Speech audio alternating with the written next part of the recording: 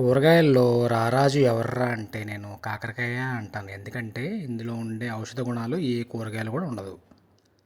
మనం ఇలా కట్ చేసి పెట్టుకోవాలండి. కాకరకాయలు అర కేజీ కాకరకాయలని చందమామ ఆకారంలో కట్ చేసుకొని ఒక గిన్నెలో తీసుకొని అందులో పసుపు ఉప్పు వేసుకొని కలుపుకొని మూత పెట్టుకొని ఒక పావుగంట నుంచి అరగంట సేపు పక్కన పెట్టుకోండి. చేదు లేకుండా ఉండడానికి ఈ ప్రాసెస్ చేయాలండి.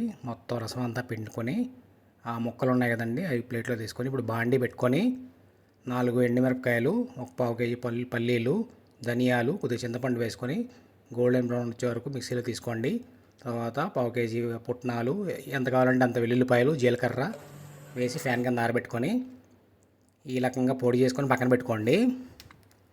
ఇప్పుడు సేమ్ బాండీ వెలిగించుకొని 3 నుంచి 4 టేబుల్ స్పూన్ల ఆయిల్ వేసుకొని ఒక ఉల్లిపాయని చీలికలుగా కోసింది అది కూడా వేసుకొని వేపుకొని నూనెలో మనం పక్కన పెట్టుకున్నాం కదండి పిండి రసం అంతా కాకరకాయ ముక్కలు అవి కూడా బాండీలో వేసుకొని కలుపుకొని మూత పెట్టుకొని మగ్గించుకోండి.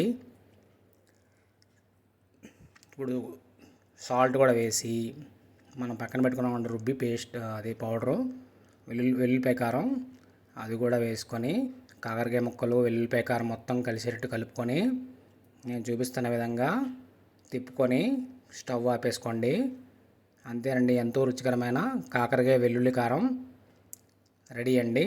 ఇది వేడివేడి అన్నంలో వేసుకుని తిన్న, సాంబార్లో మంచిగా నంచుకున్న, పప్పులో నంచుకున్న, ఉత్త తిన్నా కూడా చాలా బాగుంటుందండి. నా ఛానల్ నచ్చితే సబ్స్క్రైబ్.